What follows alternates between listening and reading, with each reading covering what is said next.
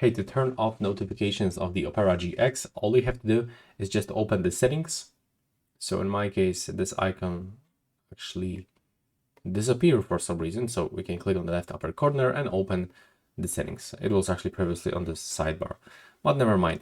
Now we'll have to actually scroll down all the way down, click on the advanced settings. And when you do this, just click on the search and input phrase notifications. There we go. And we've got two results. First, we get actually the promotional notifications. So we have to turn them off with this feature. And then we have to go into the site settings. Go into the notifications.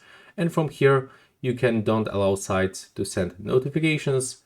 And also you can allow to send notifications from specific website. So in my case, that's still the Drive, Google, Docs, and GX Corner. But if you want to get rid of them, you can just click to delete and reset this permissions. So the notifications actually appear right here. And yeah, that's all right now. Please subscribe to my channel and see you in the next one.